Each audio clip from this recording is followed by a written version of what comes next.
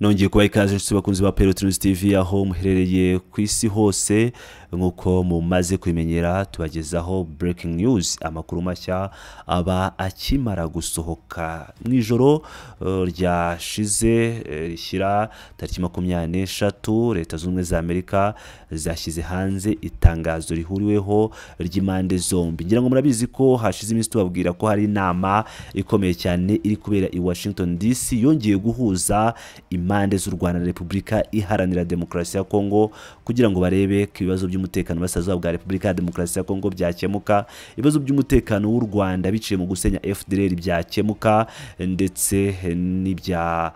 n'iby'ubukungu nk'uko byakomeje kugenda bigarukwaho mu nama zigiye zitandukanye, amasezerano y'ubukungu. Tugiye kugarukaho rero ku itangazo ryashyizwe hanze na Masad Boulos, akaba yari umujyanama wa Perezida Donald Trump ku by'Afrika ndetse no mu gice cy'Abarabu, aho Masad Boulos yashyize hanze iri tangazo ryagenewe itangazamakuru tugiye kubasomera uko ryakabaye. Iri tangazo ritangira rigira riti itangazo rihuriweho ku nama ya gatatu y'ihuriro ry'ubufatanye mu by'umutekano ryashyizweho hagamijwe amahoro hagati ya Repubulika ya Demokarasi ya Kongo na Repubulika y'u Rwanda. Itangazo rigenewe itangazamakuru bashyiraho ko ari ibiro by'umuvugizi byarishyize hanze ku itariki ya 22 Ukwakira 2025. Bavuze bati ko iyi nyandiko ikurikira yasohowe na guverinoma za Leta Zunze Ubumwe za Amerika, Repubulika Iharanira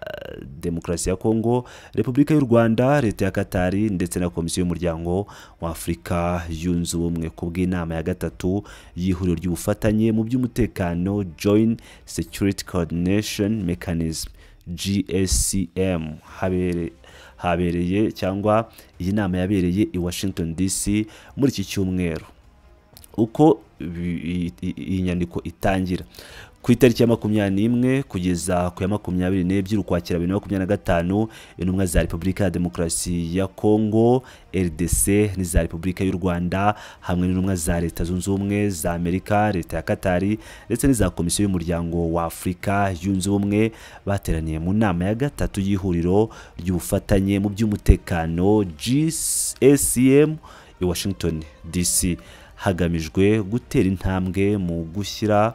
mu bikorwa cyangwa mwishyirwa mu bikorwa ry'amasezerano y'amahoro ya Washington yashyiriweho umukono aho muri Washington DC ku itariki ya 27 Kamena 2025. Abagize GSCM bongeye gushimangira ubushake bwabo bwo gushyira mu bikorwa Operations Order OPORD, ariyo gahunda nyamukuru yishyirwa mu bikorwa rya Concept of Operations CANOPS yaganiriweho mu nama iheruka ya GSCM, hanyuma ikemezwa burundu mu nama y'akanama gashinzwe kugenzura Joint Oversight Committee JOC yabaye ku itariki ya 1 Ukwakira. Abitabiriye inama basuzumye aho ibikorwa bigeze kuva ku nama zabanjirije iya 17, 18 Nzeri n'iya 2 Ukwakira, by'umwihariko imirimo ya faze ya mbere ya OPORD yari igamije gutegura ibikorwa binyuze mu isesengura ry'ibyago no gusaranganya amakuru hashingiwe kuri urwo rwego rwashyizweho. Impande zombi zahuye zemeranya ibikorwa byihariye bigamije gutegura inzira yo guhashya no guca burundu umutwe wa FDLR ndetse no gukuraho ingamba z'ubwirinzi zari zafashwe n'u Rwanda. Abagize GSCM banashyizeho uburyo bwo gukurikirana aho ishyirwa mu bikorwa rigeze no gukemura imbogamizi zishobora kuboneka. Banemeza ko inama ya 4 ya GSCM izaba ku itariki ya 19 na 20 Ugushyingo 2025. Guverinoma za Repubulika Iharanira Demokarasi ya Kongo n'u Rwanda zagaragaje ishimwe rikomeye ku bufasha no ku bushake bwo gufasha Leta Zunze Ubumwe za Amerika, Leta ya Katari ndetse n'Umuryango wa Afurika Yunze Ubumwe mu koroshya no gufasha urugendo rw'amahoro. abitabiriye bose bongera kugaragaza ko biyemeje gukomeza gushyigikira amahoro arambye n'umutekano mu burasirazuba bwa Repubulika Iharanira Demokarasi ya Kongo no mu karere k'ibiyaga bigari bya Afurika. Nahangaha iri tangazo rirangiriye, ngira ngo rero murabyumvira neza, ngira ngo murumva uko ibintu byifashe muri iri tangazo rikomeye cyane, aho harimo ubufatanye bw'ibihugu n'imiryango mpuzamahanga mu gukemura ibibazo. Ubwo turavuga Leta Zunze Ubumwe za Amerika, Katari n'umuryango wa Afurika Yunze Ubumwe bakomeje gushyigikira ibikorwa by'amahoro, batanga ubuhanga, ubunararibonye bwabo n'ubufasha mu igenamigambi no gukurikirana ishyirwa mu bikorwa ry'amasezerano.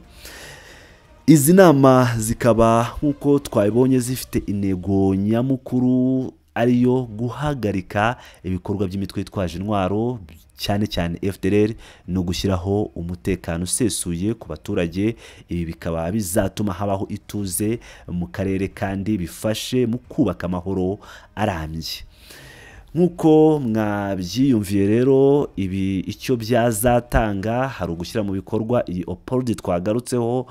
bikazafasha mu kugabanya ibibazo by'umutekano mu burasirazuba bwa Kongo no mu karere k'ibiyaga bigari muri rusange, bityo bikazamura icyizere hagati y'abaturage n'ibihugu byombi. Ariko nubwo izi nama ziri kuba, ngira ngo murabizi neza ko imirwano ikomeje mu burasirazuba bwa Repubulika Iharanira Demokarasi ya Kongo, aho leta y'i Kinshasa ikomeje gukora iyo bwabaga yohereza drones za CH4 ku rugamba, nk'uko twakomeje kugenda tubibona ndetse amakuru tugenda tuyabagezaho. Ibyo rwose nubwo izi nama ziri kuba z'amahoro, hari aho bigera Tshisekedi akanga gusinya. Iyo bigeze aho gusinya akababwira ngo mubireke. Ngira ngo munabyibuka mu nama ya kabiri yabereye i Washington DC, aho